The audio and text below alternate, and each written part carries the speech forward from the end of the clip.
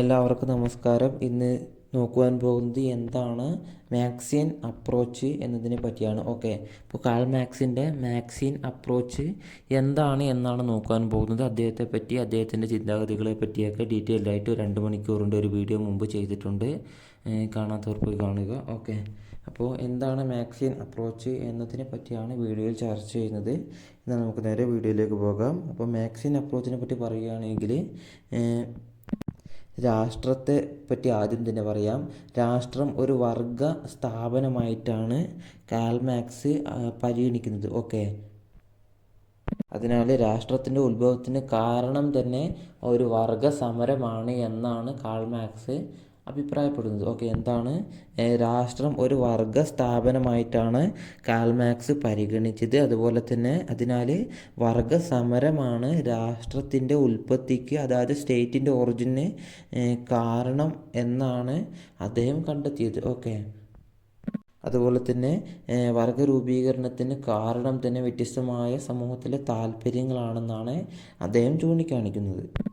അതുകൊണ്ട് തന്നെ വ്യത്യസ്തമായ താല്പര്യങ്ങൾ സമ്മേളിക്കുമ്പോൾ അവിടെ താല്പര്യങ്ങളുടെ ഒരു സംഘർഷമുണ്ടാകും. ഓക്കെ, അപ്പോൾ അതിനാൽ വ്യത്യസ്ത താല്പര്യങ്ങൾ തമ്മിലുള്ള സംഘർഷം ഒഴിവാക്കുവാനാണ് ഒരു അധികാര കേന്ദ്രം വേണ്ടി വന്നു. ഓക്കെ, ഇപ്പോൾ എന്താണ് താല്പര്യങ്ങൾ വർഗരൂപീകരണത്തിന് കാരണമാകുന്നു എന്നും അതിനാൽ തന്നെ വ്യത്യസ്ത താല്പര്യങ്ങൾ സമ്മേളിക്കുമ്പോൾ എന്താണ് അവിടെ താല്പര്യങ്ങളുടെ ഒരു സംഘർഷമുണ്ടാകും. ഓക്കെ, അപ്പോൾ സ്വാഭാവികമായിട്ട് അതിനാൽ വ്യത്യസ്ത താല്പര്യങ്ങൾ തമ്മിലുള്ള സംഘർഷം ഒഴിവാക്കുവാൻ വേണ്ടിയിട്ട് ഒരു അധികാര കേന്ദ്രം വേണ്ടി വരും. ഓക്കെ, അപ്പോൾ അത് രാഷ്ട്രത്തിൻ്റെ ഉത്ഭവത്തിന് കാരണമായി എന്നും മാക്സിയൻ അപ്രോച്ചിൽ പറയുന്നുണ്ട്. ഓക്കെ, അതുപോലെ തന്നെ ഉൽപാദന രീതികളെ പറ്റിയുള്ള മാക്സിയൻ അപ്രോച്ച് എന്താണെന്ന് ചോദിച്ചാൽ മനുഷ്യ ജീവിതത്തിൻ്റെ നിലനിൽപ്പിന് ആധാരം തന്നെ ഉൽപാദന രീതികൾ അഥവാ പ്രൊഡക്ഷനാണ് എന്നാണ് മാക്സ് പറയുന്നത്. ഓക്കെ, അപ്പോൾ എന്താണ് മനുഷ്യ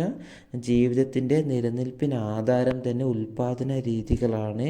ഓക്കെ, അപ്പോൾ ഉൽപാദന ബന്ധങ്ങളാണ് സമൂഹത്തിൻ്റെ സാമ്പത്തിക ഘടന നിർണ്ണയിക്കുന്നത് എന്നാണ് മാക്സ് അഭിപ്രായപ്പെടുന്നത്. ഓക്കെ, അതുപോലെ തന്നെ ഓരോ സമൂഹത്തിനും സമ്പത്ത് വിതരണം ചെയ്യപ്പെടുന്നതും, അതായത് മാത്രമല്ല സമൂഹം വിവിധ വർഗങ്ങളായി വിഭജിക്കപ്പെടുന്നതും എങ്ങനെയെന്നതിനെ പറ്റി മാക്സിയൻ അപ്രോച്ച് എന്താണെന്ന് ചോദിച്ചാൽ ഉൽപാദന രീതിയും വിതരണവും സാമ്പത്തിക അടിത്തറ നിർണ്ണയിക്കുന്നു എന്നാണ് കാൾ മാക്സ് അഭിപ്രായപ്പെടുന്നത്. ഓക്കെ, അപ്പോൾ അതായത് എന്ത് ഉൽപ്പാദിപ്പിച്ചു, അതുപോലെ തന്നെ ഉൽപ്പാദിപ്പിച്ച വസ്തു എങ്ങനെ അത് ഉൽപ്പാദിപ്പിച്ചു, അതുപോലെ തന്നെ അവ എങ്ങനെ കൈമാറ്റം ചെയ്യപ്പെട്ടു എന്നിവയെ ആധാരമാക്കിയാണ് ഓരോ സമൂഹത്തിലും സമ്പത്ത് വിതരണം ചെയ്യപ്പെടുന്നതും അതുപോലെ തന്നെ സമൂഹം വിവിധ വർഗങ്ങളായിട്ട് വിഭജിക്കപ്പെടുന്നതും. ഓക്കെ,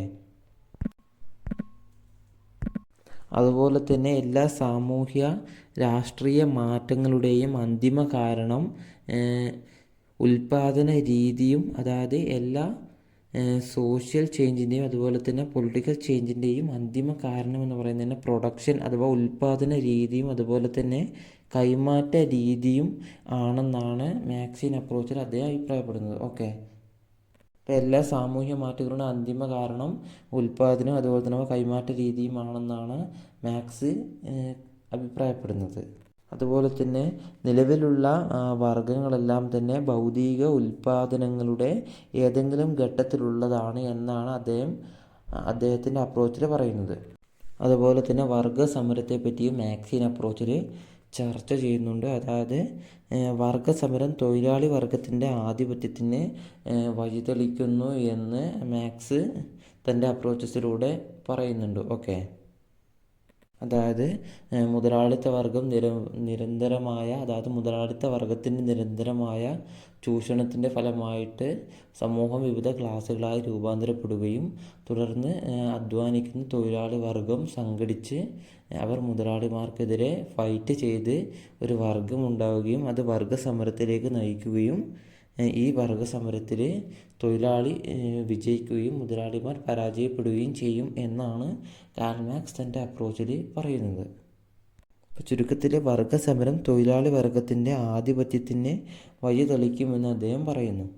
അപ്പോൾ ഈ അധീശത്വം എല്ലാ വർഗങ്ങളെയും തുടച്ചു മാറ്റി സ്വാതന്ത്ര്യവും സമത്വസുന്ദരവുമായൊരു സമൂഹം സൃഷ്ടിക്കുന്നു എന്നും മാക്സിയൻ അപ്രോച്ചിൽ അദ്ദേഹം പറയുന്നു. അതുപോലെ തന്നെ രാഷ്ട്രം തന്നിൽ തന്നെ കൊഴിഞ്ഞു പോകുന്നെന്നും അദ്ദേഹം പറയുന്നുണ്ട്. ഓക്കെ, അപ്പോൾ അതിൻ്റെ കാരണം എന്ന് പറയുന്നത് മുതലാളിത്ത വ്യവസ്ഥിതി ഇല്ലാതായി കഴിഞ്ഞാൽ രാഷ്ട്രം എന്നത് തന്നിൽ തന്നെ കൊഴിഞ്ഞു പോകുന്നു എന്നാണ് അദ്ദേഹം അഭിപ്രായപ്പെടുന്നത്. ഓക്കെ,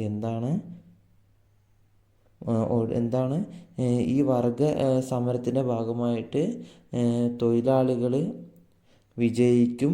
അതിനുശേഷം രാഷ്ട്രം ആവശ്യമില്ലാതായി മാറുകയും തുടർന്ന് ഒരു സമത്വവും അതുപോലെ തന്നെ സ്വാതന്ത്ര്യവും സമത്വസുന്ദരമായ ഒരു സമൂഹം സൃഷ്ടിക്കപ്പെടുന്നു. അതായത് ഈ തൊഴിലാളി വർഗ വിജയിച്ചതിൻ്റെ ഫലമായിട്ട്. ഓക്കെ, അപ്പോൾ അതിൻ്റെ ഭാഗമായിട്ട് മുതലാളിത്ത വ്യവസ്ഥിതി ഇല്ലാതായി മാറുന്നു. തുടർന്ന് രാഷ്ട്രം എന്നത് അതിൽ നിന്ന് തന്നെ കൊഴിഞ്ഞു പോയി ഇല്ലാതായി പോകുന്നു എന്നാണ് മാക്സിയൻ അപ്രോച്ചിൽ കാൾ മാർക്സ് പറയുന്നത്. അതുപോലെ തന്നെ ഒരു രാഷ്ട്രീയ വ്യവസ്ഥയിലെ വർഗീകരണത്തിന് കാരണം ആ രാജ്യത്തെ സാമ്പത്തിക വ്യവസ്ഥയാണ് എന്നാണ് കാൾ മാർക്സ് അഭിപ്രായപ്പെടുന്നത്.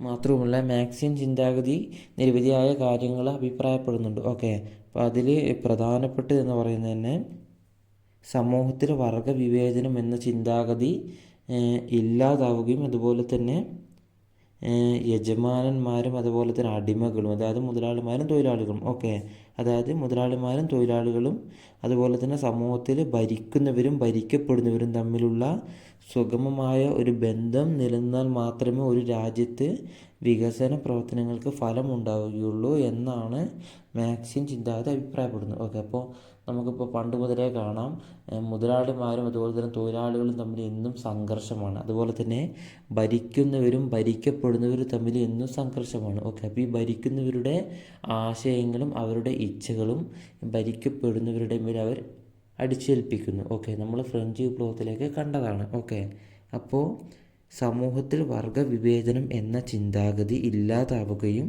യജമാനന്മാരും അടിമകളും. ഓക്കെ, അപ്പോൾ ഇവരൊരിക്കലും തുല്യരായിട്ട് ഈ ചരിത്രത്തിൻ്റെ ഭാഗമായിട്ട് ഒരിക്കലും തുല്യമായി കൈകോർത്ത് നിൽക്കുന്നൊരു പ്രവണത ഇതുവരെ കണ്ടിട്ടില്ല. ഓക്കെ, അപ്പോൾ യജമാനന്മാരും അടിമകളും അതുപോലെ തന്നെ മുതലാളിമാരും തൊഴിലാളികളും. ഓക്കെ, അപ്പോൾ ഇവരെന്നും ഫൈറ്റാണല്ലോ. അതുപോലെ തന്നെ ഭരിക്കുന്നവരും ഭരിക്കപ്പെടുന്നവരും ഇവർ തമ്മിലൊരു സുഗമമായ ഒരു ബന്ധം നിലനിന്നാൽ മാത്രമേ ഒരു രാജ്യത്ത് വികസനം അഥവാ ഡെവലപ്മെൻറ്റിൻ്റെ പ്രവർത്തനങ്ങൾക്ക് ഫലം ഉണ്ടാവുകയുള്ളൂ എന്നാണ് മാക്സിയൻ അപ്രോച്ചസിൽ മാക്സിയൻ ചിന്താഗതി അഭിപ്രായപ്പെടുന്നത്. ഓക്കെ, മാക്സിനെ പറ്റി പറയുകയാണെങ്കിൽ അദ്ദേഹം മുതലാളിത്ത വ്യവസ്ഥിതിയുടെ ഒരു കടുത്ത വിമർശകനായിരുന്നു. ഓക്കെ, അപ്പോൾ അദ്ദേഹത്തിൻ്റെ പ്രശസ്തമായ ഒരു ഗ്രന്ഥമാണ് കമ്മ്യൂണിസ്റ്റ് മാനിഫെസ്റ്റോ. ഓക്കെ, അപ്പോൾ അദ്ദേഹം അതിൽ കമ്മ്യൂണിസത്തിൻ്റെ അടിസ്ഥാന പ്രമാണങ്ങളൊക്കെ നമുക്ക് അദ്ദേഹത്തിൻ്റെ ഗ്രന്ഥമായ കമ്മ്യൂണിസ്റ്റ് മാനിഫെസ്റ്റോയിൽ കാണാവുന്നതാണ്. ഓക്കെ, അപ്പോൾ ഈ വീഡിയോ കൊണ്ട് ഉദ്ദേശിച്ചത് മാക്സിയൻ അപ്രോച്ചസിൽ എന്തൊക്കെ ഉൾക്കൊള്ളുന്നു എന്നതിനെ പറ്റിയാണ്. ഓക്കെ, അപ്പോൾ കാൾ മാർക്സിനെ പറ്റി ഡീറ്റെയിൽഡ് ആയിട്ടൊരു വീഡിയോ ചെയ്തിട്ടുണ്ട്.